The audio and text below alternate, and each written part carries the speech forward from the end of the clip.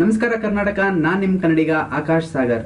ಇವತ್ತು ನಾನು ನಿಮಗೆ ಯಾವುದೇ ಸ್ಮಾರ್ಟ್ ಫೋನ್ ಮತ್ತು ಇಂಟರ್ನೆಟ್ ಇಲ್ಲದೇನೆ ಬ್ಯಾಂಕ್ನ ಟ್ರಾನ್ಸಾಕ್ಷನ್ ಅಥವಾ ವಹಿವಾಟುಗಳನ್ನು ನಮ್ಮಲ್ಲಿರುವ ಸಾಮಾನ್ಯ ಅಥವಾ ಬೇಸಿಕ್ ಮೊಬೈಲ್ನಿಂದ ಹೇಗೆ ಮಾಡಬಹುದು ಅಂತ ತಿಳಿಸ್ಕೊಡ್ತಾ ಇದ್ದೀನಿ. ಸ್ನೇಹಿತರೆ, ಈ ಒಂದು ಸೌಲಭ್ಯ ಅಥವಾ ಸರ್ವಿಸ್ ಅನ್ನು *99# ನಂಬರ್ ಇಂದ ಉಪಯೋಗಿಸಿಕೊಳ್ಳತಕ್ಕದ್ದು ಮತ್ತು ಈ ಸೇವೆಯನ್ನು ಆರಂಭಿಸಲು ನಿಮ್ಮ ಮೊಬೈಲ್ ನಂಬರ್ ಅನ್ನು ನಿಮ್ಮ ಬ್ಯಾಂಕ್ ಅಕೌಂಟ್ನೊಂದಿಗೆ ರಿಜಿಸ್ಟರ್ ಮಾಡಿರಬೇಕಾಗಿರುತ್ತೆ. ಸ್ನೇಹಿತರೆ, ಈ ವಿಡಿಯೋ ಮಾಡಲಿಕ್ಕೆ ಅನುಕೂಲ ಆಗಲಿ ಅಂತ ನಾನು ನನ್ನ ಸ್ಮಾರ್ಟ್ ಫೋನ್ ಅನ್ನು ಬಳಸ್ಕೊಳ್ತಾ ಇದ್ದೀನಿ. ಸ್ನೇಹಿತರೆ, ಈಗ ನಾನು *99# ನಂಬರ್ಗೆ ಕರೆ ಮಾಡ್ತಾ ಇದ್ದೀನಿ. *99# ಡಯಲ್ ಮಾಡೋಣ. ಸ್ನೇಹಿತರೆ, ಗಮನಿಸ್ತಾ ಇರಬಹುದು, ಇಲ್ಲಿ NUUP ಅಂತ ಕೇಳ್ತಾ ಇದೆ. NUUP ಅಂದ್ರೆ ನ್ಯಾಷನಲ್ ಯೂನಿಫೈಡ್ USSD ಪ್ಲಾಟ್ಫಾರ್ಮ್ ಅನ್ನೋ ಒಂದು ಟೆಕ್ನಿಕಲ್ ಟರ್ಮ್ ಆಗಿರುತ್ತೆ. ಸ್ನೇಹಿತರೆ, ಇವಾಗ ನೀವು ನಿಮ್ಮ ಬ್ಯಾಂಕ್ನ ಮೊದಲ 3 ಅಕ್ಷರ ಅಂದ್ರೆ ನಾನು HDFC ಯೂಸ್ ಮಾಡೋದ್ರಿಂದ HDF ಅಂತ ಟೈಪ್ ಮಾಡಿ ಸೆಂಡ್ ಮಾಡ್ತಾ ಇದ್ದೀನಿ. ಸ್ನೇಹಿತರೆ, ಇಲ್ಲಿ 7 ಆಪ್ಷನ್ ತೋರಿಸ್ತಾ ಇದೆ. Account balance, mini statement, send money using MMID, send money using IFSC, show MMID, change.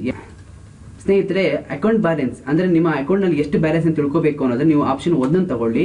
Mini statement, ನಿಮ್ಮ ಅಕೌಂಟ್ ನ ಹಳೆ ಟ್ರಾನ್ಸಾಕ್ಷನ್ ತಿಳಿಬೇಕು ಅನ್ನೋ ಹಾಗಿದ್ರೆ 2 ಆಪ್ಷನ್ ತಗೊಳ್ಳಿ.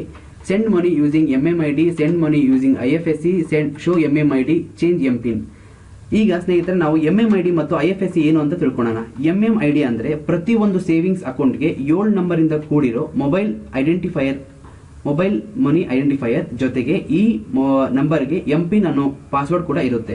ಇದನ್ನ ನೀವು ನಿಮ್ಮ ಬ್ಯಾಂಕ್ ಅಥವಾ ಇಂಟರ್ನೆಟ್ ಬ್ಯಾಂಕಿಂಗ್ ಮೂಲಕ ಪಡೆಯತಕ್ಕದ್ದು. ಜೊತೆಗೆ MMID ಮೂಲಕ ದಿನದ ಯಾವುದೇ ಸಮಯದಲ್ಲೂ ಕೂಡ ಹಣವನ್ನು ಟ್ರಾನ್ಸ್ಫರ್ ಮಾಡಬಹುದು.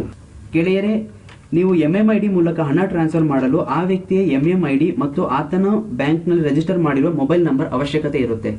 ಈಗ IFSC ಏನು ಅಂತ ತಿಳ್ಕೊಳ್ಳೋಣ. IFSC ಮುಖಾಂತರ ನೀವು ಹಣ ಟ್ರಾನ್ಸ್ಫರ್ ಮಾಡಬೇಕು ಅಂದ್ರೆ ಆ ವ್ಯಕ್ತಿಯ ಬ್ಯಾಂಕ್ ಅಕೌಂಟ್ ನಂಬರ್ ಮತ್ತು ಆ ಬ್ಯಾಂಕಿನ IFSC ಕೋಡ್ ಅವಶ್ಯಕತೆ ಇಲ್ಲಿರುತ್ತೆ.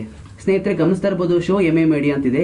MMID ಅಂದ್ರೆ ನಿಮ್ಮ ಅಕೌಂಟ್ ನ MMID ತಿಳ್ಕೋಬೇಕು ಅಂದ್ರೆ ಆಪ್ಷನ್ 6ಕ್ಕೆ ಹೋಗಿ ಚೇಂಜ್ MPIN ಅಂದ್ರೆ ನಿಮ್ಮ MMID ಯ MPIN ಏನಾದ್ರು ನೀವು ಚೇಂಜ್ ಮಾಡೋ ಪರಿಸ್ಥಿತಿ ಬಂದಾಗ ನೀವು MPIN ನ ಚೇಂಜ್ ಮಾಡಬಹುದು. ಸ್ನೇಹಿತರೆ, ಈಗ ನಾವು MMID ಮುಖಾಂತರ ಹಣ ಕಳಿಸೋಣ. ನಾನೀಗ ಅದಕ್ಕೋಸ್ಕರ ಆಪ್ಷನ್ 3ನ ತಗೊಂಡು ಸೆಂಡ್ ಮಾಡ್ತಾ ಇದ್ದೀನಿ.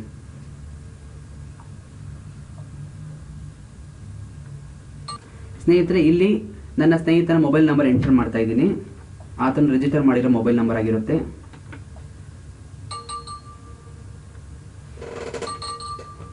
ಸ್ನೇಹಿತರೆ, ಇಲ್ಲಿ ನನ್ನ ಸ್ನೇಹಿತನ MMID, ಆತನ MMID 94855519 ಆಗಿರುತ್ತೆ.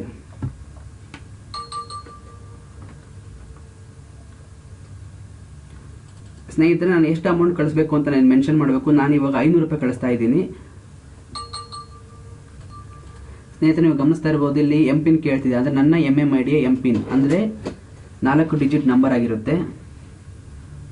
ಜೊತೆಗೆ 1 ಸ್ಪೇಸ್ ಕೊಟ್ಟು ನನ್ನ ಬ್ಯಾಂಕ್ ಅಕೌಂಟ್ ನ ಕೊನೆಯ 4 ನಂಬರ್, ಸೇವಿಂಗ್ಸ್ ಅಕೌಂಟ್ ನ ಕೊನೆಯ 4 ನಂಬರ್ ಆಗಿರುತ್ತೆ.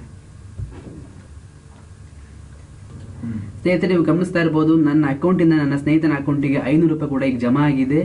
ಅದಕ್ಕೆ ಒಂದು ಟ್ರಾನ್ಸಾಕ್ಷನ್ ರೆಫರೆನ್ಸ್ ನಂಬರ್ ಕೂಡ ಇರುತ್ತೆ. ನೋಡಿ, ನನಗೆ SMS ಕೂಡ ಈಗ ಬರ್ತಾ ಇದೆ. ಸ್ನೇಹಿತರೆ, ಈ ವಿಡಿಯೋದಿಂದ ನಿಮಗೆ ಸಹಾಯ ಆಗಿದೆ ಅಂತ ನಾನು ಭಾವಿಸ್ತಾ ಇದ್ದೀನಿ. ಧನ್ಯವಾದಗಳು. ಶುಭ ದಿನ.